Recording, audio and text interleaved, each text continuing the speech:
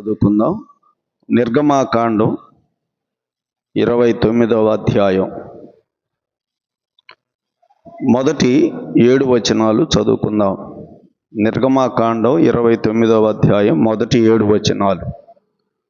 వారు నాకు యాజకులగునట్లు వారిని ప్రతిష్ఠించుటకు నీవు వారికి చేయవలసిన కార్యము ఏదనగా, ఒక కోడెదూడను, కళంకము లేని 2 పొట్టేళ్లను, పొంగని రొట్టెను, పొంగనివై నూనెతో కలిసిన భక్ష్యములను, పొంగనివై నూనె పూసిన పలచని అప్పడములను తీసుకొనుము. గోధుమ పిండితో వాటిని చేసి ఒక గంపలో వాటిని పెట్టి, ఆ గంపను, ఆ కోడెను, ఆ 2 పొట్టేళ్లను తీసుకొని రావలెను.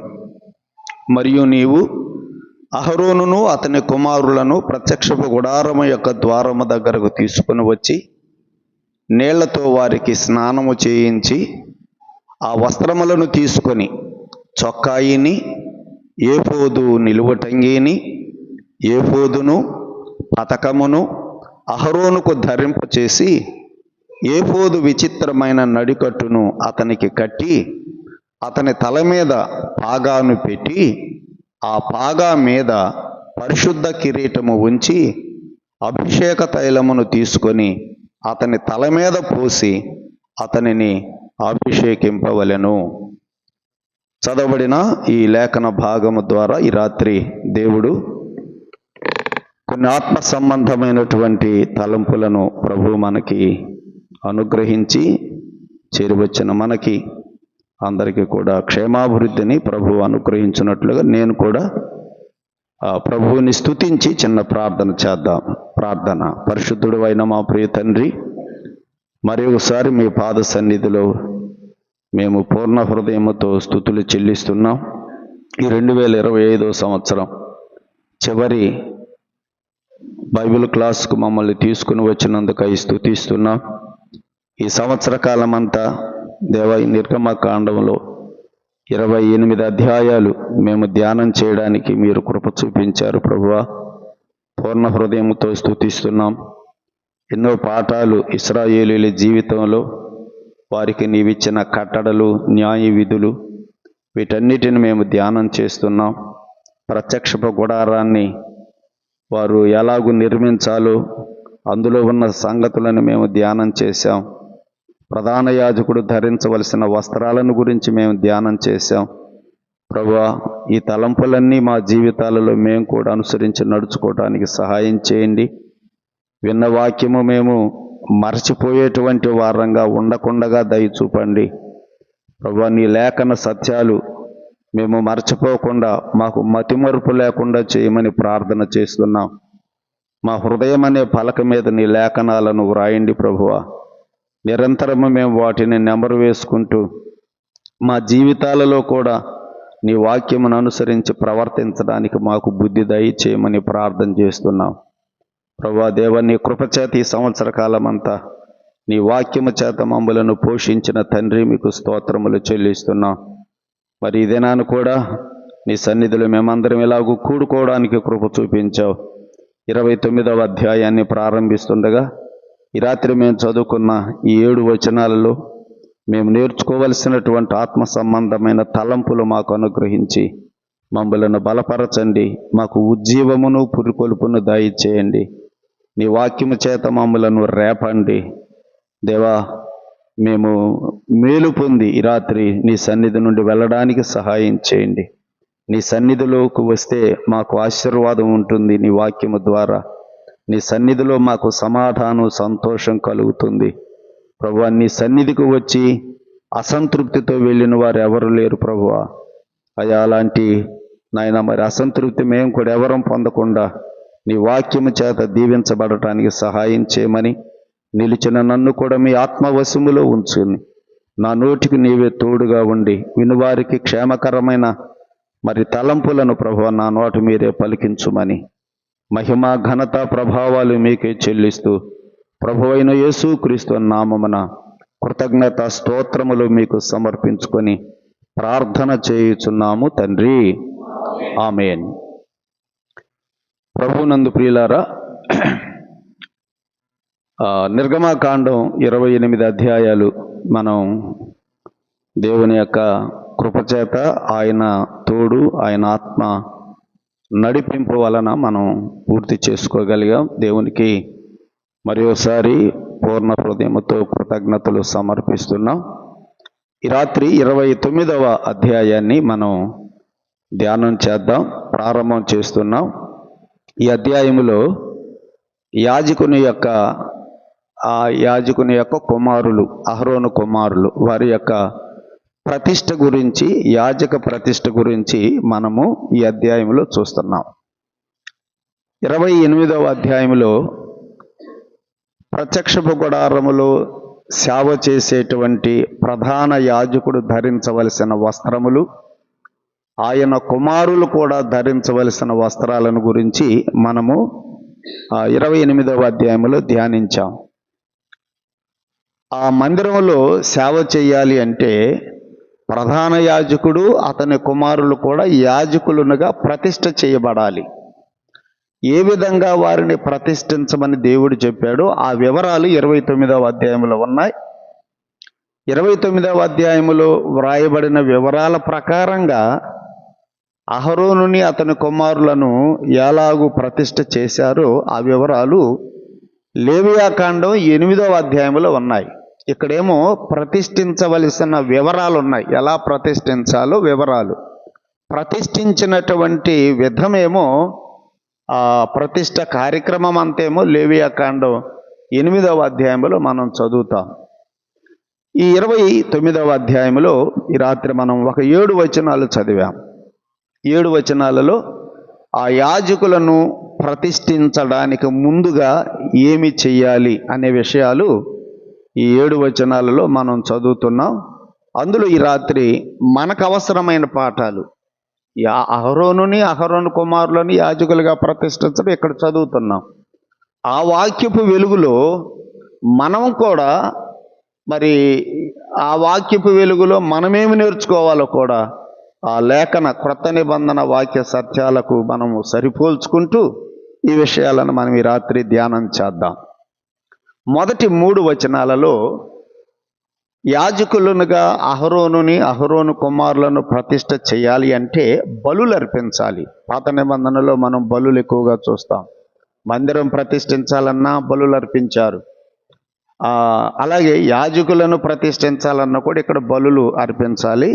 ఆ బలులకు సంబంధించినటువంటి కోడె, పొట్టేళ్లను, అలాగే అహరోను కుమారులు ప్రతిష్ఠ చేయబడిన తరువాత వారు దేవుని సన్నిధిలో భోజనం చేయాలి, భుజించాలి. ఆ రొట్టెల సంగతి మనం చదువుతున్న మొదటి 3 వచనాలు.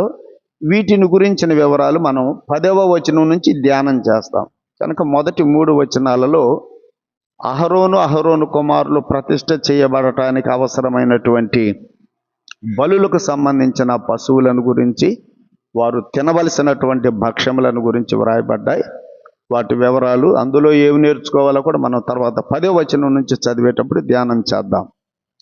ఆ దేవుడు వారిని ప్రతిష్ఠించాలంటే ఒక కోడెను తెమ్మన్నాడు, ఒక కోడె దూడను తెమ్మన్నాడు.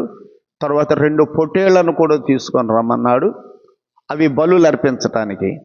తర్వాత వారు దేవుని సన్నిధిలో ఆహారం తినటానికి గోధుమ పిండితో చేయబడినటువంటి అప్పడాలు, గోధుమ పిండితో చేయబడిన భక్ష్యములను, గోధుమ పిండితో చేయబడిన రొట్టెలను తీసుకొని రమ్మని కూడా, గంపలో తీసుకొని రమ్మని కూడా చెప్పాడు.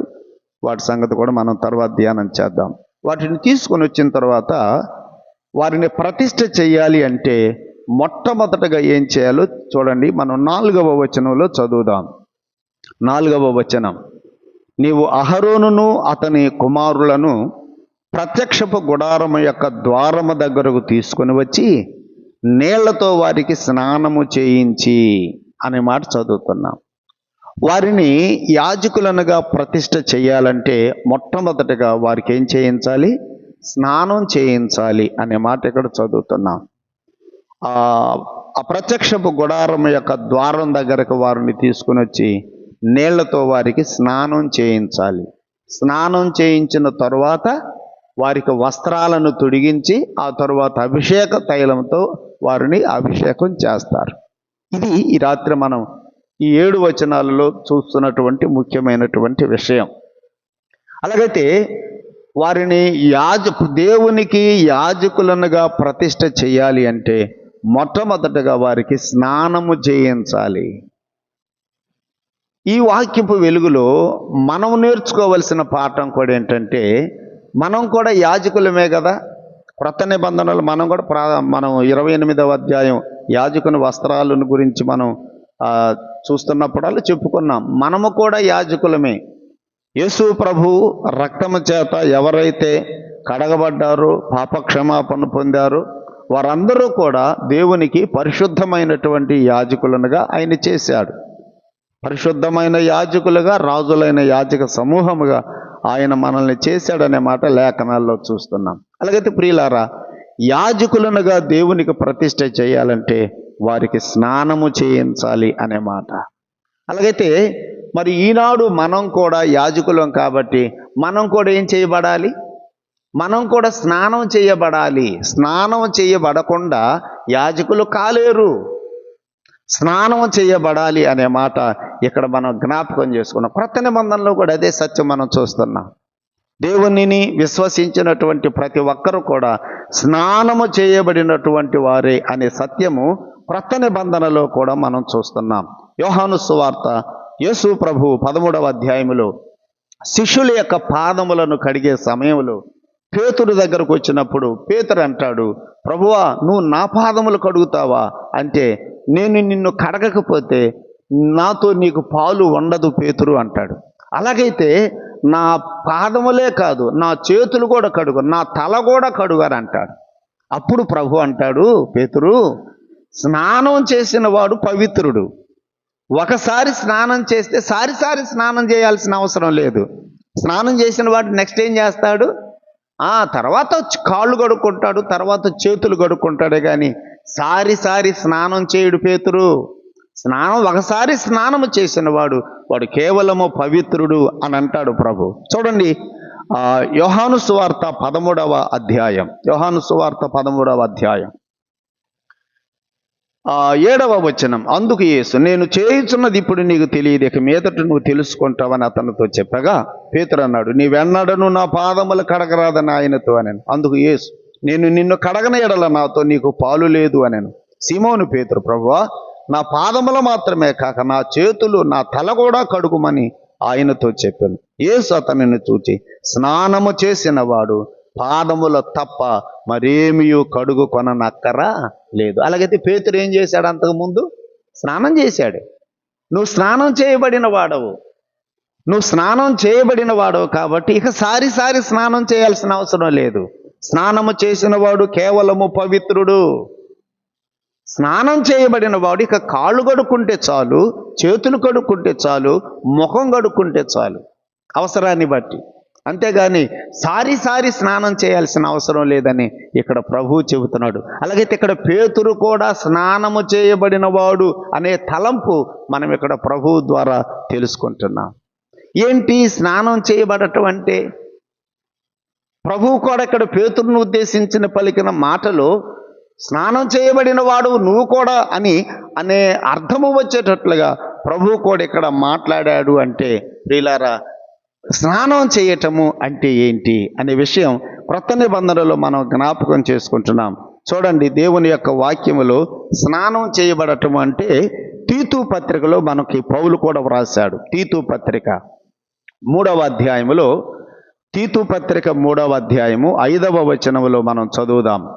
అక్కడ కూడా పౌలు రాసిన మాట, మనము నీతిని అనుసరించి చేసిన క్రియల మూలముగా కాక తన కనికరము చొప్పునని పునర్జన్మ సంబంధమైన స్నానము ద్వారా అన్నాడు.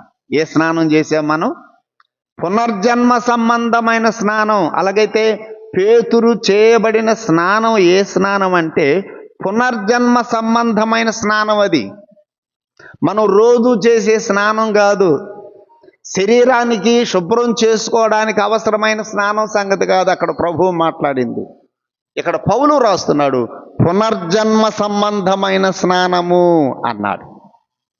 అలాగైతే యేసు ప్రభువునందు విశ్వాసము ఉంచి ఆయన కొరకు యాజకులుగా మనము చేయబడాలి అంటే మనము కూడా ఏం పొందాలి? స్నానము చేయబడాలి. ఏ స్నానం అన్నాడు ప్రభు? పునర్జన్మ సంబంధమైన స్నానము ద్వారా అన్నాడు.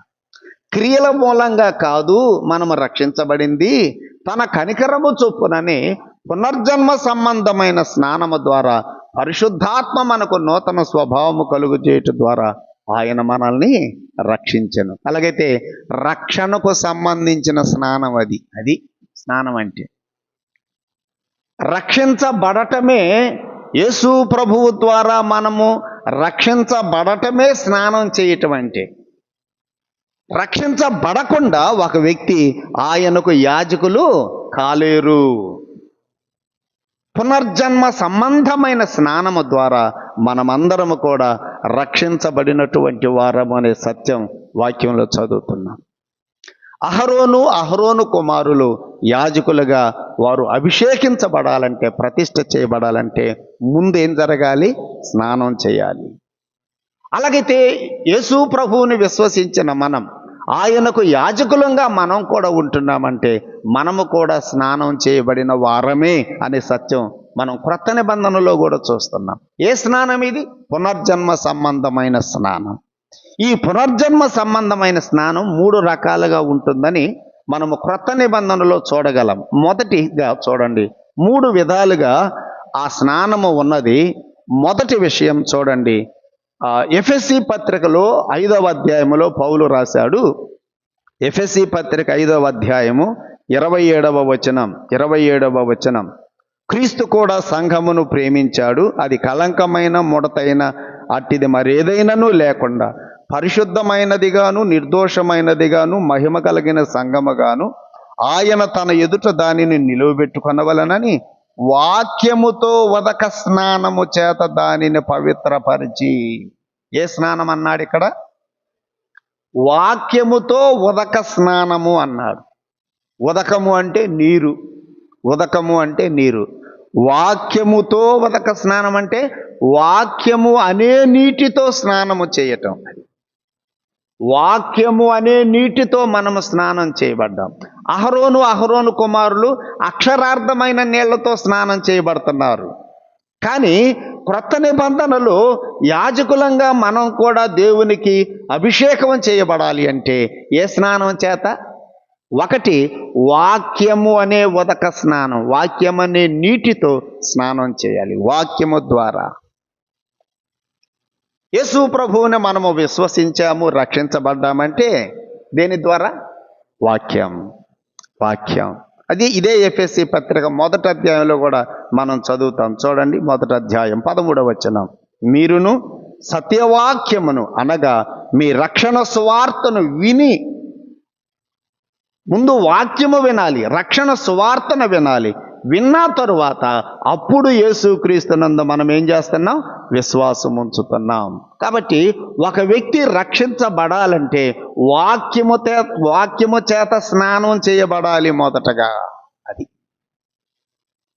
వాక్యమనే నీటితో స్నానం చేయబడాలి. వాక్యము చేత గద్దించబడాలి, వాక్యము చేత హెచ్చరించబడాలి, వాక్యము చేత కదిలించబడాలి. ఇది మొదటి స్నానం.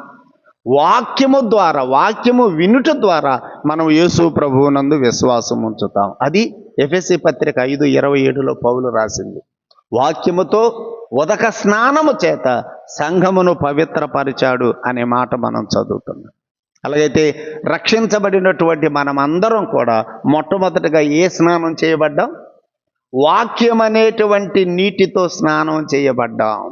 ఇదే విషయం యాకోబు పత్రికలో కూడా యాకోబు కూడా వ్రాశాడు. చూడండి, యాకోబు పత్రిక 1వ అధ్యాయం, యాకోబు పత్రిక 1వ అధ్యాయములో 18వ వచనం చూడండి. 18వ వచనం, ఆయన తాను సృష్టించిన వాటిలో మనము ప్రథమ ఫలముగా ఉండునట్లు సత్యవాక్యము వలన. వినండి, మనం రక్షించబడ్డామంటే ముఖ్యమైనది వాక్యం. సత్యవాక్యము వలన మనలను తన సంకల్పము ప్రకారము కన్నాడు. దేంతో కన్నాడు ఆయన? సత్యవాక్యము వలన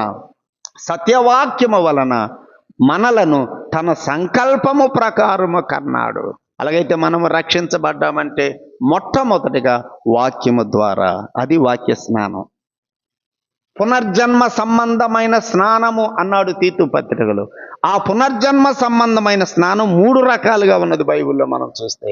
మొదటిది వాక్యము చేత స్నానము చేయబడిన వారం. పేతురు పత్రిక, యాకోబు తర్వాత పేతురు పత్రిక చూడండి, 1వ అధ్యాయం. అక్కడ కూడా మనం రక్షించబడింది వాక్యము ద్వారానే అనే మాట మనం చదువుతున్నాం. చూడండి 1:22 పేతురు వ్రాసిన మొదటి పత్రిక 1వ అధ్యాయం 22. మీరు క్షయబీజము నుండి కాక శాశ్వతమగు జీవము గల దేవుని వాక్య మూలముగా, మనం రక్షించబడింది దేవుని వాక్య మూలముగా, జీవము గల దేవుని వాక్య మూలముగా అక్షయ బీజము నుండి పుట్టింపబడిన వారు. ఎలా పుట్టాం మనం? జీవము గల దేవుని వాక్య మూలముగా పుట్టాము. మనం ఎలా కనబడ్డాం? సత్యవాక్యము వలన ఆయన మనల్ని కన్నాడు. ఎఫెసీ పత్రిక 1:13 కూడా మనం చదివాం కదా. యేసు ప్రభువును గురించినటువంటి ఆ రక్షణ సువార్తను విని క్రీస్తునందు మనము విశ్వాసము ఉంచాం. కాబట్టి ఒక వ్యక్తి రక్షించబడాలంటే మొట్టమొదటిగా వాక్యము చేత స్నానం చేయబడాలి. వాక్యము వినాలి, రక్షణ సువార్త వినాలి, క్రీస్తును గురించిన సువార్త సందేశము వినాలి. అది వాక్యంతో స్నానం చేయటం అంటే. రెండవ స్నానం ఏంటిదో చూడండి. రెండవ స్నానం కొరింథీ పత్రిక, మొదటి పత్రిక 6వ అధ్యాయం. కొరింథీలకు పౌలు రాసిన మొదటి పత్రిక 6వ అధ్యాయం 9 నుండి 11 వచనాలు త్వరగా చదువుదాం. అన్యాయస్తులు దేవుని రాజ్యమునకు వారసులు కానేరని మీకు తెలియదా? అన్యాయస్తులు పరలోకం చేరరు. మోసపోవద్దు. జారులైన, విగ్రహారాధికులైన, వ్యభిచారులైన, ఆడంగతనము గలవారైన, పురుష సంయోగులైన, దొంగలైన, లోబులైన, త్రాగుబోతులైన, దోషకులైన, దోచుకుని వారైన వీళ్ళెవ్వరూ కూడా దేవుని రాజ్యానికి వారసులు కానేరరు. కానీ మీలో కొంతమంది అలాంటి వారై ఉన్నారు అని రాస్తున్నాడు. 11వ వచనం, మీలో కొంతమంది అలాంటి వారై ఉంట్రి గాని ప్రభువైన యేసుక్రీస్తు నామమునను మన దేవుని ఆత్మయందును మీరు కడగబడ్డారు. దేనితో కడగబడ్డాం? దేవుని ఆత్మయందు మీరు కడగబడితిరి. అలాగైతే ఇది రెండవ స్నానం. దేనితో ఆయన మనల్ని కడిగాడు? దేనితో మనల్ని ఆయన స్నానం చేయించాడు? దేవుని ఆత్మ చేత. మొదటి స్నానం వాక్యం అనేటువంటి నీటితో స్నానం. రెండవ స్నానం ఏంటంటే దేవుని ఆత్మ చేత మనము కడగబడ్డాం. ఒక వ్యక్తి యేసు ప్రభువును గురించిన రక్షణ సువార్తను విన్నప్పుడు లోపల పరిశుద్ధాత్ముడు ప్రేరేపిస్తాడు. ఆ వాక్యములో చెప్పబడినట్టుగా నువ్వు పాపివి కదా, నీ పాపానికి వచ్చే జీతం నరకం కదా, ఆ పాపపు శిక్ష, ఆ పాపపు తీర్పు నీకు తప్పాలంటే నీ కొరకు కలువరి సిలువలో ప్రాణం పెట్టాడు, రక్తం కార్చాడు, ఆ యేసు ప్రభువే నీకు గతి అని మన లోపల, మన అంతరంగములో పరిశుద్ధాత్మను మనల్ని ఏం చేస్తాడు? ఒప్పింప చేస్తాడు. ఇది ఆత్మస్నానం. ఉదకముతో కడగబడటం, వాక్యం అనే నీటితో కడగబడటం ఒక స్నానం. వాక్యం వింటూ ఉండగా రెండవదిగా ఆత్మ చేత మనం కడగబడతాం. దేవుని ఆత్మ మనల్ని ప్రేరేపిస్తాడు రక్షించబడటానికి.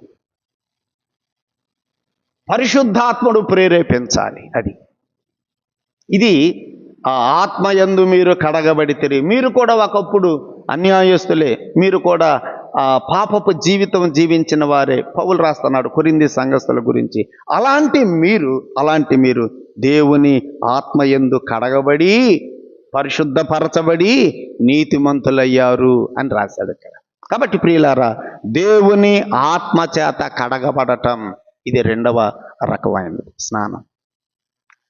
మొదటిగా వాక్యం అనే నీటితో స్నానం చేయబడటం, రెండవదిగా దేవుని ఆత్మ చేత మనం కడగబడటం. మూడవది ప్రకటన గ్రంథం 1వ అధ్యాయం 6వ వచనం చదువుదాం. ప్రకటన గ్రంథం 1వ అధ్యాయం 6వ వచనం. మనలను ప్రేమించుచు తన రక్తము వలన మన పాపముల నుండి మనలను విడిపించిన వానికి అంటే 4 ఉంది, క్రింద చూస్తే మనం కడిగిన వానికి. అలాగైతే ఆయన మనల్ని దేనితో కడిగాడు? దేనితో స్నానం చేయించాడు? రక్తము చేత. ఆయన మనలను తన రక్తముతో కడిగాడు. ఇది మూడవ స్నానం. ఒకటి, వాక్యము వినాలి.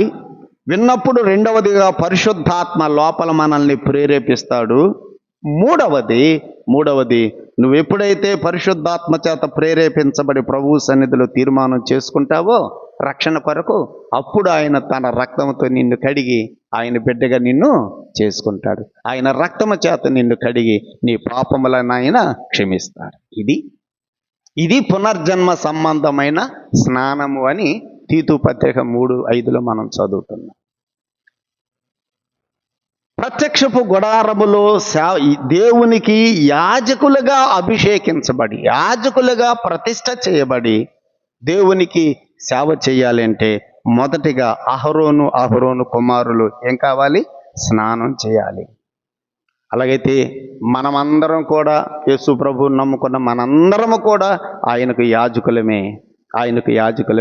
ఎట్లా అయ్యాం యాజకులంగా? మనం కూడా ఏం చేయబడ్డాం? మనం కూడా స్నానం చేయబడ్డాం. వాక్యం అనే ఉదకముతో స్నానం, రెండవది ఆత్మతో స్నానం, మూడవది రక్తముతో స్నానం. ఆత్మయందు కడగబడ్డాం, రక్తము చేత కడగబడ్డాం. ఈ విధంగా మనము కూడా స్నానము చేయబడినటువంటి వారమే. అందుకనే పేతురుతో ప్రభు అన్నాడు యోహాను సువార్త 13వ అధ్యాయంలో, పేతురు ఒకసారి స్నానం చేసిన వాడు పవిత్రుడు, ఇక సారి స్నానం చేయాల్సిన అవసరం లేదు, నువ్వు స్నానం చేయబడిన వాడివే కదా, కాళ్ళు కడుక్కుంటే చాలు అని అన్నాడు అక్కడ. అంటే పేతురు కూడా దేవుని వాక్యము చేత, ఆత్మ చేత, ఆయన రక్తము చేత కడగబడిన అనుభవం, రక్షించబడ్డాడు. కాబట్టి సోదరుడా సోదరి, మనందరం కూడా పునర్జన్మ సంబంధమైన స్నానము చేయబడినటువంటి వారము.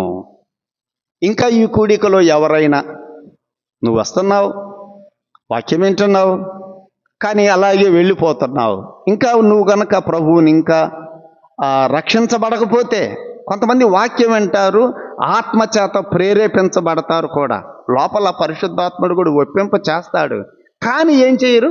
తీర్మానం చేయటానికి ముందుకు మాత్రం రారు. అర్థమవుతుందా? వాక్యముతో స్నానం చేయబడతారు, తర్వాత ఆత్మచేత కడగబడతారు, ఆత్మ కూడా ప్రేరేపిస్తాడు, కానీ మూడవ పని చేయరు. ఏంటిది? దేవుని సన్నిధికి వచ్చి వారు తీర్మానం చేసుకోరు. అలాంటి వాళ్ళకి రక్షణ ఉండదు. హెబ్రీ పత్రికలో పౌలు రాసిన మాట చదువుదాం. 6వ అధ్యాయం హెబ్రీ పత్రిక.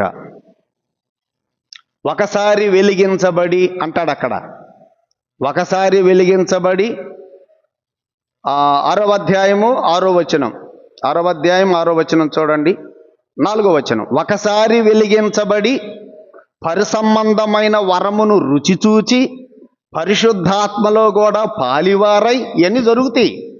దేవుని దివ్య వాక్యమును, రాబోవు యుగ సంబంధమైన శక్తుల ప్రభావమును కూడా అనుభవిస్తారు. ఇవన్నీ చేస్తారు. తర్వాత ఏమైపోతున్నారు? వాళ్ళు తప్పిపోతున్నారు. చూసారా? తర్వాత తప్పిపోతున్నారు, ముందుకు రారు. అన్నీ జరుగుతాయి. దేవుని వాక్యం వింటారు, యేసు ప్రభు దేవుడని, రక్షకుడని, విమోచకుడని, ఆయన శిలువ కార్యము ద్వారానే పాప క్షమాపణని, ఆయన నమ్ముకుంటే తీర్పు ఉండదని, ఆయన యందు విశ్వాసం ఉంచితే పాప క్షమాపణని, నరకం తప్పిపోతుందని అన్నీ తెలుసు, ఒప్పింపబడతారు ఆత్మచేత కూడా, కానీ ముందుకొచ్చి మాత్రం తీర్మానం చేయరు. ఒకసారి వెలిగించబడి పరసంబంధమైన వరమును రుచి చూచి పరిశుద్ధాత్మలో కూడా పాలివారై ఇవన్నీ జరుగుతాయి. ఇవన్నీ జరిగిన తర్వాత వారు తప్పిపోతున్నారు. అలాంటి వారు ఏమన్నాడు? తమ విషయములో దేవుని కుమారుణ్ణి మరలా సిలువ వేయుచు బాహాటముగా ఆయనను అవమానపరచుతున్నారు గనుక మారు మనసు పొందునట్లు అలాంటి వారిని మరలా నూతన పరచడం చాలా కష్టం అని రాశారు. ఎన్నిసార్లు వాక్యం అంటావు? నువ్వు ఎన్నిసార్లు వాక్యం నీకు అదే సత్యం, అంతేగా? యేసుప్రభు దేవుడు, రక్షకుడు, విమోచకుడు, ఆయన శిలువ రక్తం ద్వారా నీ పాపాలు క్షమించబడతాయి.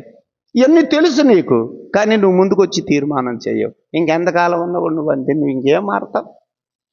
అలాంటి వారిని నూతన పరచడం అసాధ్యం అని పౌలు రాస్తున్నాడు. కాబట్టి ప్రియ సోదరుడా సోదరి, ఇంకా ఈ కూడికలో ఎంతకాలం నువ్వు వాక్యం వింటావు, వెళ్ళిపోతావు, తీర్మానం చేయకపోతే ఎట్లా? తీర్మానం చేయాలి. సువార్త సందేశం అంతా నీకు తెలుసు, అది కరెక్ట్ అని కూడా నీకు తెలుసు. కానీ ఎందుకో నువ్వు ప్రభువుని సొంత రక్షకునిగా అంగీకరించి ఆయన కొరకు జీవించడానికి ఎందుకో తీర్మానం చేయలేకపోతున్నావు. లోకం లాగుతుందో, పాపం లాగుతుందో, కారణమేంటో అది వాళ్ళకే తెలియాలి. ఇలాగూ ఉంటే నువ్వు రక్షించబడలేవు, అది అసాధ్యం కూడా అని పౌలు రాస్తున్నాడు. కాబట్టి ఈ రాత్రి అయినా ప్రభు సన్నిధిలో తీర్మానం చేసుకోవడానికి ముందుకొచ్చి, ప్రభువా నేను పాపిని, నా పాపాలు క్షమించు, నీ వాక్యము చేత స్నానం, ఆత్మచేత స్నానం చేయబడుతున్నటువంటి నేను నీ రక్తము చేత కూడా నన్ను కడుగు, నీ బిడ్డగా చేసుకుని ఒక ప్రార్థన. చివరిగా అది ముఖ్యం, రక్తముతో కడగబడాలి. వాక్యం వింటున్నావు, ఆత్మచేత ప్రేరేపించబడుతున్నావు, ఇవి జరుగుతున్నాయి. రక్తముతో కడగబడకపోతే నీకు పాప క్షమాపణ ఉండదు. కాబట్టి రాత్రి ప్రభు దగ్గరకు వచ్చి తీర్మానం చేసుకుని ఆయన రక్తములో కడగబడి పాపక్షమాపణ పొంది ఆయన కొరకై ప్రతిష్ఠించబడిన ఒక యాజకురాలుగా ప్రభు కొరకై నువ్వు జీవించాలని ప్రేమతో మనవి చేస్తున్నాను. అహరోను కుమారులు యాజకులుగా ప్రతిష్ఠ చేయబడాలంటే మొదట ఏం చేయాలి? స్నానము చేయాలి. రెండవది 5వ వచనం చూడండి, నిర్గమాకాండం 29వ అధ్యాయము 5వ వచనం. నీళ్లతో వారికి స్నానం చేయించి ఆ వస్త్రములను తీసుకొని, ఏ వస్త్రాలు? మనం 28వ అధ్యాయంలో ధ్యానం చేశాం, 7 వస్త్రాలు.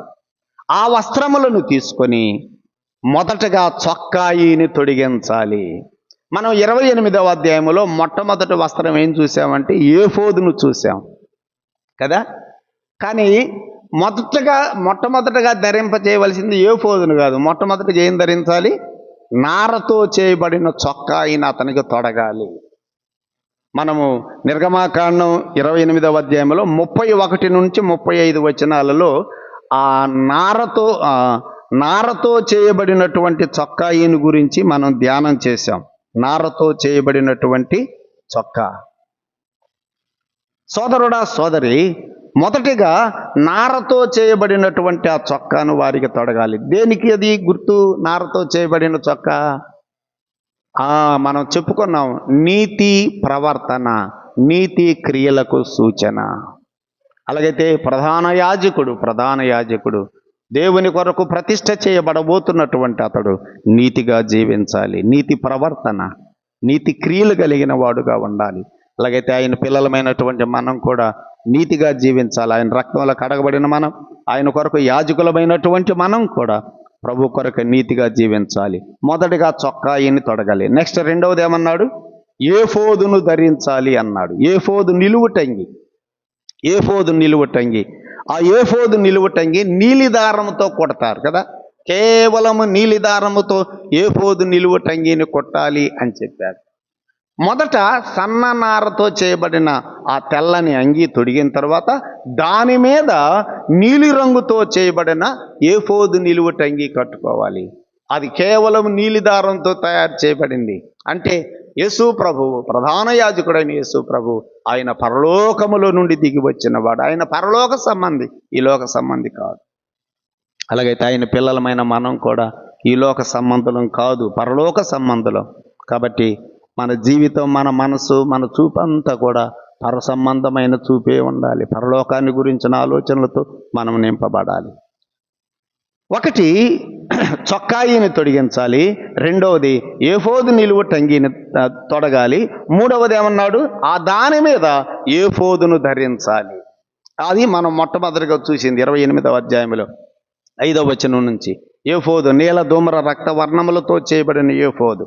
ఆ భుజముల మీద 2 పచ్చలు ఉంటాయి, లేత పచ్చలు. ఈ పచ్చ మీద 6 గోత్రాల పేరు, ఈ పచ్చ మీద 6 గోత్రాల పేరు, 12 గోత్రాల పేర్లు ఆ ఏఫోదు మీద కలిగి దేవుని సన్నిధికి వెళ్ళాలి. అలాగైతే ఏఫోదు కూడా ఇశ్రాయేలీల యొక్క భుజబలం. ఆ ఇశ్రాయేలీలను తన భుజముల మీద ఆయన భరించేవాడు, మోసేవాడు అనే సత్యాన్ని తెలియచేస్తుంది. మూడవది ఏఫోదు ధరించాలి. నాలుగవది ఏమన్నాడు? పతకమును ధరించాలి. న్యాయ విధాన పతకము మీద కూడా 4 వరుసలు ఉంటాయి. ఒక్కొక్క వరుసలో 3 గోత్రాల పేర్లు ఉంటాయి. చెప్పుకున్నాం కదా అవన్నీ. దాని లోపలే ఊరీము తుమ్మీము కూడా ఉంటుంది న్యాయ విధాన పథకంలోనే. ఆ న్యాయ విధాన పథకం అనేది హృదయం మీద కట్టబడేది. హృదయం అనేది ప్రేమకు సూచన. దేవుడు ప్రేమ కలిగిన వాడు. ఆయన పిల్లలమైన మనం కూడా ప్రేమ కలిగిన వారంగా ఉండాలి. నేను ఆదివారం కూడా అదే చెప్పుకున్నాం కదా. ప్రేమ, ఒకరి మీద ఒకరు ప్రేమ సంవత్సరాలు గడిచే కొద్దీ ఎక్కువ అవ్వాలి. ప్రేమ తగ్గకూడదు మన ప్రేమ. కాబట్టి న్యాయ విధాన పథకం అనేది హృదయం మీద కట్టబడేది ప్రేమ. అంతేకాదు, ఈ హృదయములో వారిని ఉంచుకునేటువంటి వాడు. హృదయములో ఉంచుకోవాలి. ప్రేమకు సూచన. గొర్రె పిల్లల్ని హృదయమును ఆనించుకొని నడుచును కదా, తన రొమ్ముకు ఆనించుకొని నడుచును అనే మాట మనం చదువుతున్నాం. భారము భరించేవాడు అనే సత్యాన్ని కూడా తెలియచేస్తుంది పథకం.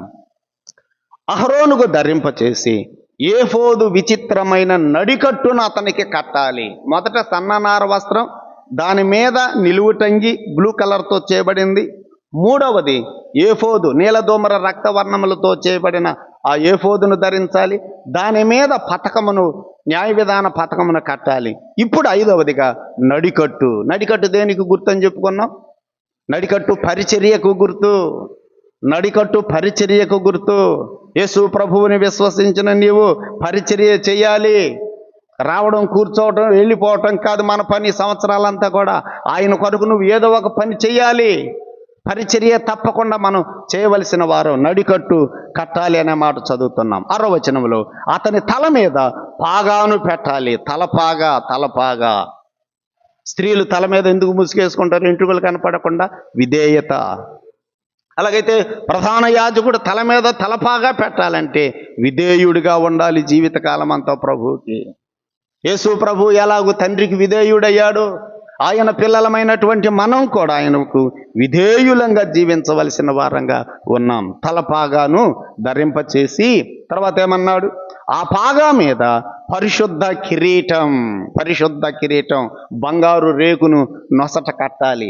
ఆ బంగారు రేకు మీద ఏముండాలి? ముద్రతో చెక్కినట్టుగా చెక్కాలి. ఏమని? యెహోవా పరిశుద్ధుడు అనే మాట. అలాగైతే సోదరుడా, సోదరి, ఆయన పరిశుద్ధతను తెలియచేస్తుంది ఆ కిరీటం.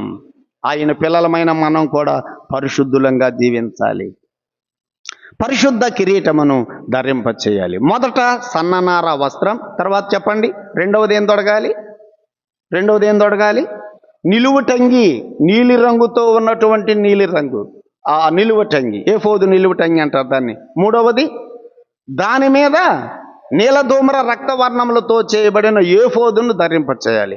దాని మీద నాలుగవది న్యాయ విధాన పథకమును ధరింపచేయాలి. అందులోని ఊరీము తుమ్మిము కూడా ఉంటాయి. న్యాయ విధాన పథకమును ధరింపచేసిన తర్వాత ఐదవది ఏం చేయాలి? నడికట్టును కట్టాలి. ఏఫోదు నడికట్టును కట్టాలి. ఐదవది. ఆరవది తల మీద బాగా పెట్టాలి. ఏడవది పరిశుద్ధ కిరీటమును ధరింపచేయాలి. ఇందులో ఉన్న పాఠాలన్నీ మనకు పాఠాలే ప్రియులారా. ఒకటి పునర్జన్మ సంబంధమైన స్నానము చేయబడిన వారం మనం. ఇప్పుడు మన సంగతి చెప్పుకున్నాం. పునర్జన్మ సంబంధమైన స్నానం చేయబడినటువంటి మనం అందరం కూడా ఈ 7 రకాల వస్త్రాలలో ఉన్న అనుభవాలు మన జీవితాలలో కడిగి జీవించాలి. ఉన్నదా ఇదంతా? ఈ అనుభవాలు మన జీవితాల్లో ఇంతకీ కనపడుతున్నాయా? బంగారు రేకు అనుభవం పరిశుద్ధతను తెలియచేస్తుంది. నడికట్టు పరిచర్యను తెలియచేస్తుంది. నీలి రంగుతో చేయబడినటువంటి వస్త్రం మనము పరసంబంధులంగా జీవించాలనే సత్యాన్ని తెలియచేస్తుంది. ఉన్నదా? ఈ అనుభవాలని మన జీవితాల్లో ఆలోచన చేయండి. ఒకటి, అహరోను కుమారులకు స్నానం చేయించాలి. రెండవది, స్నానం చేయించిన తర్వాత ఆ 7 రకాల వస్త్రాలను అతనికి ధరింపచేయాలి. ధరింపచేసిన తరువాత మూడవదిగా ఏం చేయాలన్నాడు అక్కడ? 7వ వచనం, అభిషేక తైలమును తీసుకొని అతని తల మీద పోసి అతనిని అభిషేకించవలెను. ఇప్పుడు అభిషేక తైలం తీసుకొని అహరోను తల మీద పోసి అతనిని ఏం చేయాలి? అభిషేకం చేయాలి. ఇది యాజకుని యొక్క ప్రతిష్ట అంటే ఇదనమాట. స్నానం చేయించటం, వస్త్రములను తొడిగించటం, అభిషేక తైలము చేత అతనిని అభిషేకించటం. అభిషేక తైలముతో పాత నిబంధనలో యాజకులను అభిషేకించేవారు ఒకటి, రెండవది రాజులను అభిషేకించేవారు కదా, రాజులను కూడా అభిషేకించేవారు. దావీదును అభిషేకించాడు సమూయేలు వెళ్ళి కదా, సౌలును కూడా సమూయేలు వెళ్ళి అభిషేకించాడు. రాజులను అభిషేకించటం, యాజకులను అభిషేకిస్తారు, రాజులను అభిషేకిస్తారు. మూడవది ప్రవక్తలను కూడా అభిషేకిస్తారు, ప్రవక్తలను కూడా అభిషేకిస్తారు. ఎలీషాని ఎవరు అభిషేకించారు? ఏలియా వెళ్ళి అభిషేకించాడు కదా, దేవుడే చెప్పాడు నువ్వు వెళ్ళి ఎలీషాను అభిషేకించు అని. కనుక ప్రవక్తలను కూడా అభిషేకించేవారు. ఇక్కడ యాజకునిగా అహరోనుని మోషే అభిషేకించాడు, దావీదుని రాజుగా సమూయేలు అభిషేకించాడు, ఎలీషాని ప్రవక్తగా ఏలియా అభిషేకించాడు. మరి ఇప్పుడు మనల్ని ఎవరు అభిషేకం చేయాలి? సంఘ పెద్దగా ఎవరు అభిషేకం చేయాలి? సేవకులుగా ఎవరు అభిషేకం చేయాలి? మనందరం కూడా యాజకులమేగా, యాజకులనుగా మనల్ని ఎవరు అభిషేకం చేయాలి? ఇప్పుడు క్రొత్త నిబంధనలో అభిషేకాన్ని గురించి మనం ఆలోచన చేద్దాం. చూడండి, మనలను ఎవరు అభిషేకం చేయాలి? ఈ అభిషేకాన్ని గురించి మొదటిగా మన ప్రభువైనటువంటి యేసుక్రీస్తు కూడా అభిషేకించబడిన వాడు అనేటువంటి సంగతి మనం చూస్తాం. లూకాసు వార్త 4వ అధ్యాయంలో ముందు యేసు ప్రభు యొక్క అభిషేకాన్ని గురించి చదువుదాం. లూకాసు వార్త 4వ అధ్యాయము 18వ వచనం. లూకాసు వార్త 4వ అధ్యాయము 18వ వచనములో యేసుక్రీస్తు కూడా అభిషేకించబడ్డాడు అనే మాట ఉన్నది. చూడండి, ప్రభువు ఆత్మ నా మీద ఉన్నది, 4:18 లోక బీదలకు సువార్త ప్రకటించుటకై ఆయన నన్ను అభిషేకించెను. ఎవరు నన్ను అభిషేకించింది? ఎవరు నన్ను అభిషేకించింది? ఆయన నన్ను అభిషేకించెను. ఆయన అంటే ఎవరు ఇక్కడ? తండ్రి అయిన దేవుడు. తండ్రి అయిన దేవుడు యేసు ప్రభువుని అభిషేకించి లోకానికి పంపించాడు. నీవు వెళ్ళి బీదలకు సువార్త ప్రకటించు, మానవాళికి సువార్త ప్రకటించి మానవాళి యొక్క పాప విమోచన కొరకై నువ్వు కలువరిలో వారి కొరకు ప్రాణం పెట్టని యేసు ప్రభువుని అభిషేకించి పంపించాడు. ఎవరు? ఎవరు? మోషే కాదు, సమూయేలు కాదు కదా, మోషే కాదు, సమూయేలు కాదు, ఏలియా కాదు అభిషేకించింది. యేసు ప్రభువుని ఎవరు అభిషేకించారు? దేవుడే అభిషేకించాడు. దేవుడే అభిషేకించాడు. ఇది మానవుల అభిషేకం కాదు. అపోస్తులుల కార్యముల గ్రంథం 4వ అధ్యాయం. అపోస్తులుల కార్యముల గ్రంథం 4వ అధ్యాయం. ఇక్కడ ప్రధాన యాజకులు, మత నాయకులు, మత పెద్దలు పేతురు యోహానులని వార్నింగ్ ఇచ్చారు, మీరు యేసు ప్రభుని గురించి బోధిస్తే మేము ఒప్పుకోమని. అప్పుడు వాళ్ళు సంఘం దగ్గరకు వచ్చి సంఘంతో చెబితే వాళ్ళందరూ ప్రార్థన చేస్తున్నారు. ప్రార్థన చేస్తూ ఏమని చేశారు చూడండి, 27వ వచనం 4వ అధ్యాయం. ఏమి జరగవలనని నీ హస్తమును నీ సంకల్పమును ముందు నిర్ణయించెను, వాటినన్నిటినీ చేయుటకై నీవు అభిషేకించిన పరిశుద్ధ సేవకుడైన యేసు, నీవు అభిషేకించిన పరిశుద్ధ సేవకుడైన యేసు. యేసు ప్రభువు ఎవరు? అభిషేకించబడినవాడు. యేసు ప్రభువు అభిషేకించబడినవాడు. ఎవరి చేత? నీవు అభిషేకించావని తండ్రికి ప్రార్థన చేస్తున్నారు వీళ్ళు సంఘం. అలాగైతే యేసు ప్రభువుని ఎవరు అభిషేకం చేశారంటే తండ్రి అభిషేకం చేశారు. ఇందాక లోకాసు వార్తలో కూడా మనం చదువుతున్నాం, ఆయన నన్ను అభిషేకించెను, బేదలకు సువార్త ప్రకటించడానికి ఆయన నన్ను అభిషేకించెను. ఇక్కడ అపోస్తులు కూడా ప్రార్థన చేస్తున్నారు, సంఘం కూడా ప్రార్థన చేస్తుంది. ఏమని ప్రార్థన చేస్తున్నారు? ఎవరు అభిషేకించారు యేసు ప్రభువుని? నీవు అభిషేకించిన నీ పరిశుద్ధ సేవకుడైన యేసు. దేవుడే, తండ్రి అయిన దేవుడే తన కుమారుడైన యేసు ప్రభువుని అభిషేకించాడు. అపోస్తులుల కార్యముల గ్రంథం 10వ అధ్యాయం. అపోస్తులుల కార్యముల గ్రంథం 10వ అధ్యాయం 38వ వచనం చూడండి. 38వ వచనం, పేతురు కొర్నేలి ఇంట్లో ప్రసంగం చేస్తూ ఏమన్నాడు చూడండి. అదేదనగా దేవుడు నజరేయుడైన యేసును పరిశుద్ధాత్మతోనూ శక్తితోనూ అభిషేకించెను అనునదియే. యేసు ప్రభువుని ఎవరు అభిషేకించారట? దేవుడు అనే మాట మనం అక్కడ చదువుతున్నాం. దేవుడు నజరేయుడైన యేసును పరిశుద్ధాత్మతో, పరిశుద్ధాత్మ శక్తితో అభిషేకించి లోకానికి పంపించాడు. ఇప్పుడు నేను 3 రెఫరెన్సులు చూపించాను. లోకాసు వార్త, అపోస్తుల కార్యముల గ్రంథం 4వ అధ్యాయం, అపోస్తుల కార్యముల గ్రంథం 10వ అధ్యాయం. 3 స్థలాలలో కూడా యేసు ప్రభువుని ఎవరు అభిషేకించారని చదువుతున్నాం? దేవుడే అభిషేకించాడు. ఇప్పుడు మన అభిషేకాన్ని గురించి కూడా చదువుదాం. మన అభిషేకాన్ని గురించి చూడండి. కొరింథీయులకు రాసిన 2వ పత్రిక. యేసు ప్రభువుని తండ్రి అయిన దేవుడే అభిషేకించి పంపించాడు. మరి ఆయనను విశ్వసించిన మనలను ఎవరు అభిషేకం చేశారు?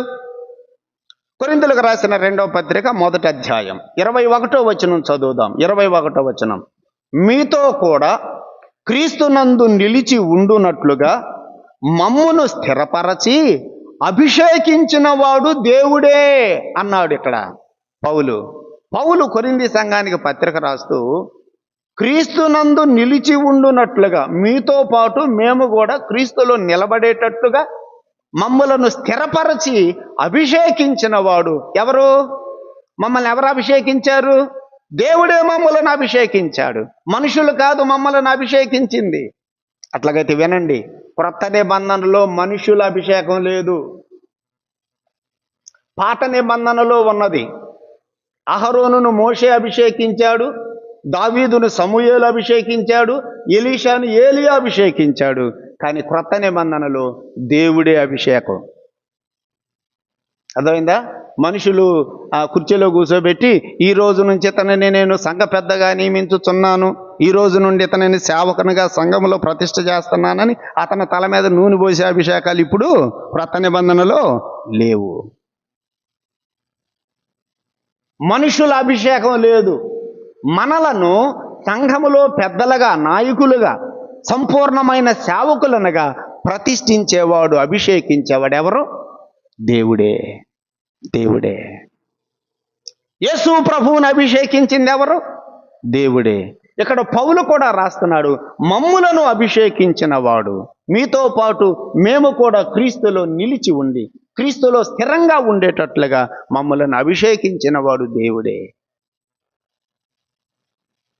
అలాగైతే సోదరుడా, సోదరి, నిన్ను నన్ను కూడా ఎవరు అభిషేకం చేశారు చెప్పండి? దేవుడే. అభిషేకం దేంతో చేశారు?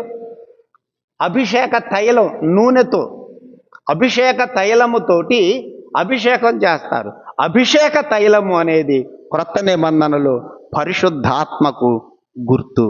అలాగైతే మనలను దేవుడు తన ఆత్మ చేత ఏం చేశాడు? అభిషేకించాడు. నువ్వెప్పుడైతే యేసు ప్రభువునందు విశ్వాసం ఉంచావో, ఆయన వాక్యము ద్వారా, ఆయన ఆత్మ ద్వారా, ఆయన రక్తము ద్వారా నువ్వు ఎప్పుడైతే కడగబడ్డావో నీవు ఆత్మ చేత ముద్రించబడితేవి. ఎఫెసీ 1:13 మనం అదే చదువుతాం. విమోచన దినము వరకు మనము ఆత్మ చేత ముద్రించబడ్డాం. అదే ఎఫెసీ పత్రిక 4వ అధ్యాయంలో మనం చదువుతాం. కాబట్టి నీవు నేను కూడా ఎప్పుడైతే యేసు ప్రభువుని విశ్వసించామో అప్పుడే మనం కూడా ఏం చేయబడ్డాం? మనం కూడా అభిషేకించబడ్డాం. ఇంకా నీకు అభిషేకం మళ్ళీ ప్రత్యేకంగా జరగాల్సిన అవసరం లేదు. మనందరం కూడా ఆయన ఆత్మ ద్వారా అభిషేకించబడిన వారు. తరువాత ఆయన సంఘములో నాయకులుగా, సేవకులనుగా తర్వాత ఆయన ఏర్పాటు చేసుకుంటాడు. అది మళ్ళీ వేరే. యేసు ప్రభువునందు విశ్వాసం ఉంచిన మనందరం కూడా ఆయన ఆత్మ చేత అభిషేకించబడిన వారు. నీవు అభిషేకించబడ్డావు అంటానికి రుజువేంటి? నీవు ఆయన ఆత్మ చేత అభిషేకించబడిన దానవు, అభిషేకించబడిన వాడు అంటానికి రుజువేంటి? ఇక్కడే చెప్పాడు 21లో. నేను మళ్ళీ చదువుతున్నాను చూడండి. మీతో కూడా క్రీస్తునందు నిలిచి ఉండునట్లుగా. మమ్మల్ని ఎందుకు అభిషేకించాడు ఆయన? క్రీస్తులో మమ్మలను నిలిచి ఉండటానికి. అభిషేకించబడిన వాడు క్రీస్తులో నిలబడి ఉంటాడు, పడిపోడిక అటు ఇటు ఊగుతా ఉండడం. క్రీస్తులో నిలిచి ఉండునట్లుగా. తర్వాత ఏమన్నాడు? మమ్మును స్థిరపరచి అభిషేకించిన వాడు దేవుడే. స్థిరంగా ఉంటాడు. అవకతవకలుగా ఒక వారం పడిపోయి మళ్ళీ ఇంకొక వారం లేచి, మళ్ళీ ఇంకొక వారం పడిపోయి ఇంకొక వారం లేచి, ఒక నెల పడిపోయి ఇంకొక 2 నెలలు వచ్చి ఇట్లా ఉండడు. స్థిరంగా ఉంటాడు దేవుని చేత అభిషేకించబడినటువంటి వాడు. సోదరుడా, సోదరి, నీవు నేను కూడా అభిషేకించబడిన వారం. ఎవరు అభిషేకించారు మనల్ని? దేవుడే అభిషేకించాడు. ఎందుకు అభిషేకించాడు? ఆయనలో నీవు నిలిచి ఉండటానికి, ఆయన కొరకు నువ్వు స్థిరంగా జీవించటానికి.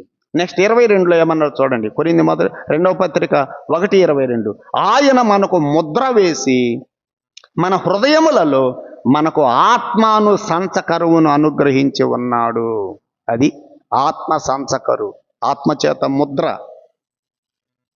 అలాగైతే మనము పరిశుద్ధాత్మ చేత అభిషేకించబడిన వారము అనే విషయాన్ని ఇక్కడ మనం జ్ఞాపకం చేసుకుంటున్నాం. ఎవరు అభిషేకం చేశారు పరిశుద్ధాత్మ చేత? పౌలు అన్నాడు, దేవుడే మమ్ములను అభిషేకించాడు. యోహాను పత్రిక మొదటి పత్రిక చూడండి. యోహాను వ్రాసిన మొదటి పత్రిక 2వ అధ్యాయం. యోహాను వ్రాసిన మొదటి పత్రిక 2వ అధ్యాయము 20వ వచనం కూడా చూడండి. 20వ వచనం, అయితే మీరు పరిశుద్ధుని వలన అభిషేకము పొందినవారు. ఎవరి వలన అభిషేకం పొందాం మనం? పరిశుద్ధుని వలన అభిషేకం పొందాం. ఎవరా పరిశుద్ధుడు? మన ప్రభువైన యేసుక్రీస్తే. అలాగైతే నీవు నేను అభిషేకించబడిన వారము.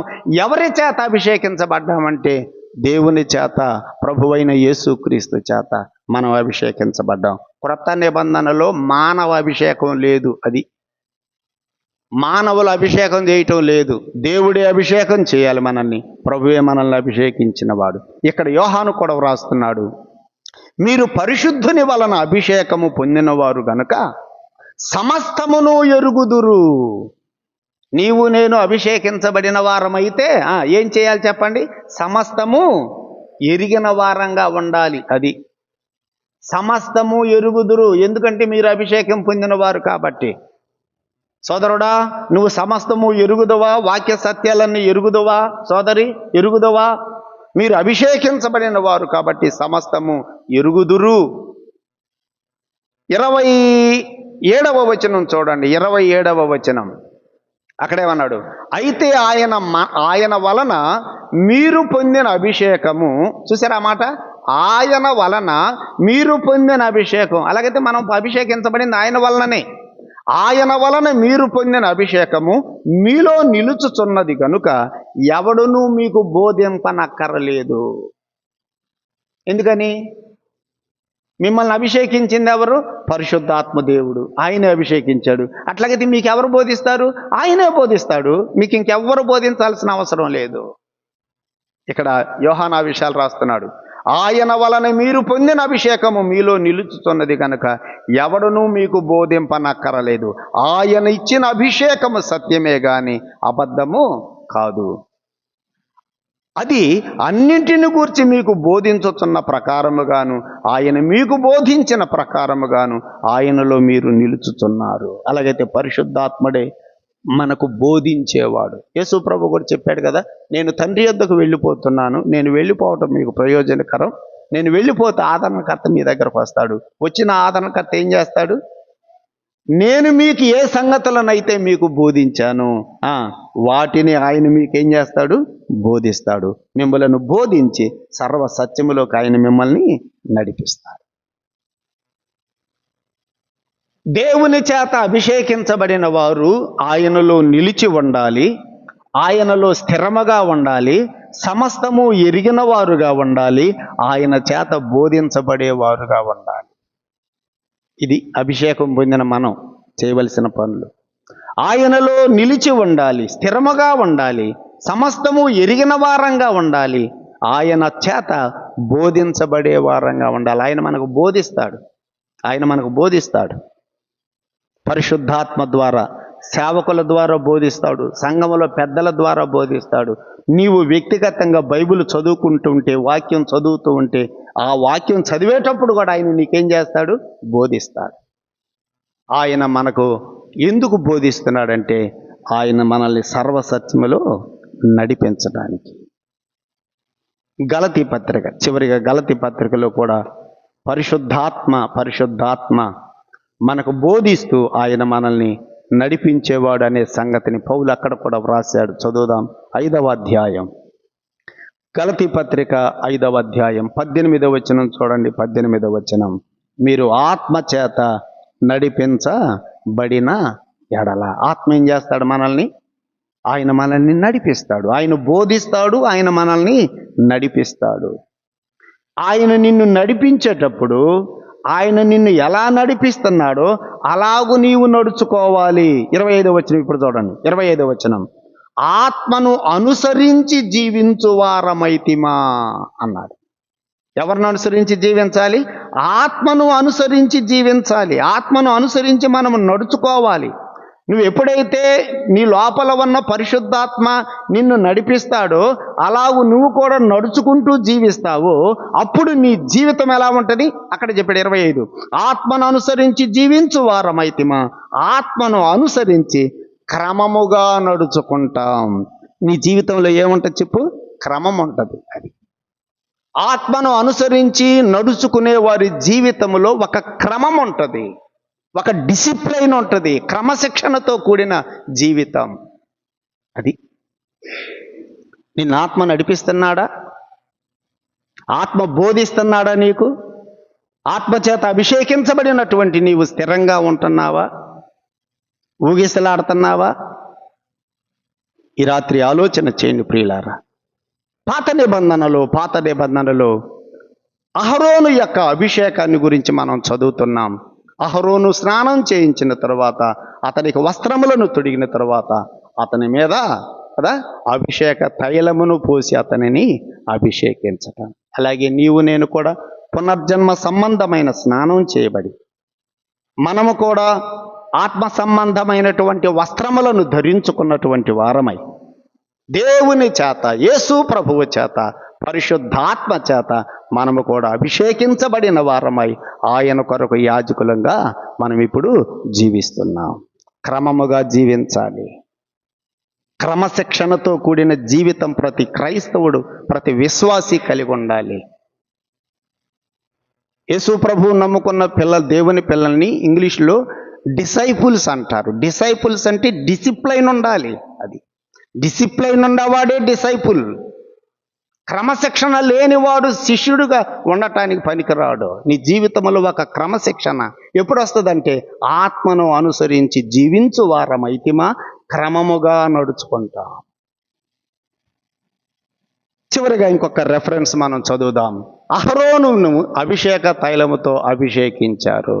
133వ కీర్తనలో మనం చదువుతున్నాం. అహరోను తల మీద పోయబడిన తైలం, పరిమళ తైలము, అది అహరోను గడ్డమ మీద గుండా కారి వస్త్రముల మీద గుండా పోయి ఎక్కడ దాకా వెళ్ళిపోయింది? అంగి యొక్క అంచుల వరకు దిగజారినట్లుగా. అక్కడ ఐక్యతను గురించి ఆ 133వ కీర్తనలో మనం చదువుతున్నాం.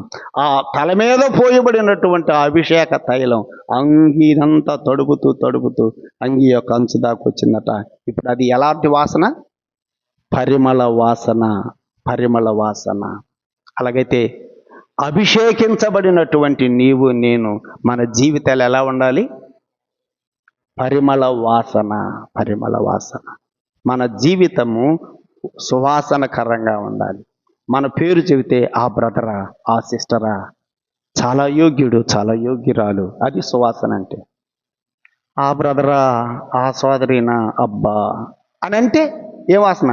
దుర్వాసన. నీ పేరు చెబితే నా పేరు చెబితే సువాసనకరంగా ఉందా, దుర్వాసనకరంగా ఉందా? అభిషేకించబడినటువంటి ఆ తైలపు వాసన సువాసనకరంగా ఉండాలి. కాబట్టి సోదరుడా, సోదరి, యేసు ప్రభు నిన్ను నన్ను రక్షించుకుంది. ఎందుకంటే మన జీవితము పరిమళ వాసనగా ఉండాలి. ఎఫెసీ పత్రిక 5:2లో మనం ఆ మాట చదువుతున్నాం. కాబట్టి మనమందరం కూడా స్నానం చేయబడిన వారం, ఆత్మ సంబంధమైన వస్త్రాలు ధరించబడినటువంటి వారం, పరిశుద్ధాత్మ చేత, యేసు ప్రభు చేత, తండ్రి చేత మనమందరం కూడా అభిషేకించబడిన వారం. ఆయన కొరకు నిలబడదాం, స్థిరంగా ఉందాం, ఆయన చేత బోధించబడదాం దినదినం. ఆయన ఆత్మను అనుసరించి క్రమముగా నడుచుకొని పరిమళ వాసనకరమైన జీవితం ప్రభు కొరకు జీవించి ఆయన నామమును ఘనపరిచే వారంగా ఉందాం. అలాంటి కృప వాక్యం విన్న మనందరికీ కూడా ప్రభువు అనుగ్రహించునుగాక. ప్రార్థన చేద్దాం. సహోదరుడు రామారావు గారు వచ్చి ప్రార్థన చేసి కూడిగా ముగిస్తారు. రేపు రాత్రికి మనకి 10 గంటలకి మనకి ఇక్కడ కూడుకుంటుంది. అందరూ కూడా ప్రార్థన పూర్వకంగా సిద్ధపడి రావాలని మనవి చేస్తున్నాం. ప్రార్థన చేద్దాం.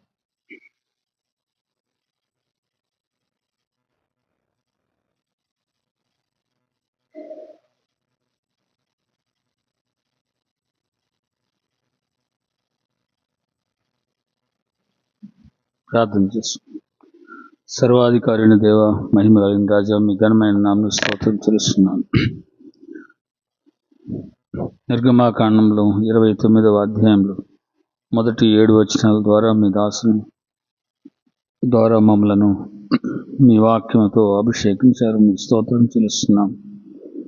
ప్రేమల దేవ, నాయన, కృప కలిగిన నాయన, ఈ సంవత్సరం అంతా మీ కాపుదల మాకు అనుగ్రహించారు. మాకు తోడుగా ఉన్నారు. శోధన నుంచి, కీడు నుంచి తప్పించారు. సాతాను తంత్రాల నుంచి తప్పించారు. మీ కృపగల హస్తం మాకు తోడుగా ఉంచినందుకు నాయన మీకు స్తోత్రం చెల్లిస్తున్నాం. మేము సజీవ లెక్కలో ఉన్నామంటే మీ కృప, మీ దయ నాయన. అయ్యా, మీ పాదాలకు మా నమస్కారం చెల్లిస్తున్నాం. దేవా, దాదాపు సంవత్సరం దాటిపోయిన ప్రభువా, ఆ నిర్గమాకాండంలో అనేకమైన సత్యాలు మీ దాసుని ద్వారా మాకు అనుగ్రహిస్తున్నారు. వాక్యమును విని ప్రభువా, మేము హృదయంలో భద్రపరుచుకొని వాక్యానుసారంగా జీవించుటకు సహాయం దయచేయండి. ఎందుకు మీరు మమ్మల్ని అభిషేకించారో, ఎందుకు మీ రక్తంతో కడిగారు, ఎందుకు మమ్మల్ని పవిత్రగా పరిచారు ప్రభువా, మీ వాక్యం ద్వారా పట్టుకొని ప్రభువా మీ రక్తంతో కడిగి మమ్మల్ని శుద్ధులుగా చేశారు, మీ సొత్తుగా చేసుకున్నారు. దేవా, మేము సాక్షులుగా ప్రభువా మీ బిడ్డలుగా మేము నిలిచి ఉండాలి. మిమ్మల్ని ఘనపరిచే జీవితం మాకు అనుగ్రహించమని వేడుకుంటున్నాం. మమ్మల్ని స్థిరపరిచి బలపరచమని వేడుకుంటున్నాం. ఓ దేవా నాయన, అహరోను కుమారులు దేవునికి ప్రతిష్ఠింపబడిన తర్వాత వారు ధరించవలసిన వస్త్రముల గురించి వివరించారు. ఆ గుణ లక్షణాలు ప్రభువా మేము కలిగి ఉండాలి. నీతి క్రియలు, నీతి కలిగిన ప్రవర్తన మేము కలిగి ఉండాలి. దేవా, పరిశుద్ధత కలిగి ఉండాలి. దేవా, మేము పైన వాటిని వెతికే వారిగా ఉండాలని ప్రభు అనేక సత్యాలు ప్రభువా మీ వాక్యపు వెలుగులో మాకు చూపిస్తున్నారు. మీకు స్తోత్రం చెల్లిస్తున్నాం దేవా. దేవా, క్రైస్తవ జీవితం అంటే ఎంత పవిత్రంగా ఉంటుందో, ఎంత నీతి కలిగి ఉంటుందో యాజకుని ధరించే వస్త్రాల ద్వారా మమ్మల్ని హెచ్చరిస్తున్నారు. దేవా, ఆనాడు ప్రభువా వారు మీ నామ ఘనత కొరకు, మీ సేవ కొరకు ప్రతిష్ఠించబడ్డారు. దేవా నాయన, మేమైతే మనుషుల చేత ప్రతిష్ఠింపబడలేదు, కానీ దేవుడు అయిన మీ చేత ప్రభు మేము ప్రతిష్ఠించబడ్డాం. దేవా, మీ రక్తం ఇచ్చి మమ్మల్ని కొన్నారు, మీ సొత్తుగా చేసుకున్నారు, మీ బిడ్డలుగా చేసుకున్నారు. దేవా, మేము ఎంత భయం కలిగి జీవించాలో దేవా మమ్మలను స్థిరపరిచి బలపరచండి. వాక్యం వింటుంటే భయంగా ప్రభువా ఉంటుంది. మమ్మల్ని ఎంతగా మీరు నాయనా మీ బిడ్డలుగా ప్రభువా మరి ఏం వెచ్చించి మీరు మమ్మల్ని మీ సొత్తుగా చేసుకున్నారో జ్ఞాపకం చేసుకున్నప్పుడల్లా దేవా మాకు భయం, వణుకు కలుగుతున్నాయి. మీ రక్తం అంతా ధారపోసి మమ్మల్ని కొన్నారు. దేవా, మీకు సాక్షులుగా మేము జీవించినట్లు, పవిత్రమైన జీవితం కలిగి మేము జీవించినట్లు దేవా మా జీవితం, మా ప్రవర్తన, మా క్రియలు మీకు పరిమళ వాసనగా ఉన్నట్లు దేవా మమ్మల్ని స్థిరపరిచి బలపరచమని వేడుకుంటున్నాం. సహాయం దయచేయండి. మీ రక్తం ద్వారా కడగబడిన బిడ్డలందరూ ప్రభువా ప్రతిష్ఠించబడి మీకు సాక్షులుగా జీవించాలి. ఆ రీతిగా లోకములో ప్రభువా మేము జ్యోతుల వలె మీ బిడ్డలుగా మేము వెలగాలి. దేవా, మమ్మల్ని స్థిరపరచి బలపరచమని వేడుకుంటున్నాం. సహాయం దయచేయండి. అమూల్యమైన సత్యాలు మీ దాసుని ద్వారా వివరిస్తున్నారు. మీకు స్తోత్రం చెల్లిస్తున్నాం. మీ దాసుని మీ కృపలో భద్రపరచండి. దేవ, సంఘమును ఆస్వాదించండి. జీవవాక్యం, పవిత్రమైన వాక్యం ప్రభువా మరి ప్రయాసపడి వచ్చి శ్రద్ధతో ఆలకిస్తున్న బిడ్డలందరూ మీరు దీవించండి. వాక్యం అందు స్థిరపరిచి బలపరచమని వేడుకుంటున్నాం. సహాయం దయచేయండి. దేవా, మమ్మలను మా కుటుంబాలను మీ రెక్కల చాటును భద్రపరిచారు. ఈ సంవత్సరం అంతా మీ కాపుదలం ఇచ్చారు. దేవా, ఏమిచ్చి మీ రుణం తీర్చుకోగలం దేవా. దేవా, మీ బిడ్డలుగా ప్రభా మమ్మల్ని సంతోషపెట్టేవారముగా మీకు ప్రియమైన బిడ్డలుగా మేము జీవించుటకు సహాయం దయచేయండి. మేము ప్రభువా మా గృహాలకు తిరిగి వెళ్తుండగా మీ కృపగల హస్తం మాకు తోడుగా ఉంచమని వాక్యం హృదయంలో భద్రపరుచుకొని నెమరు వేసుకుంటూ మీకు లోబడి జీవించుటకు సహాయం దయచేయమని యేసుక్రీస్తు ప్రభు వారి దివ్యమైన నామంలోనే స్తోత్రము చెల్లించి ప్రార్థన చేయుచున్నాం తండ్రి. ఆమేన్. అందరికీ సెలవు.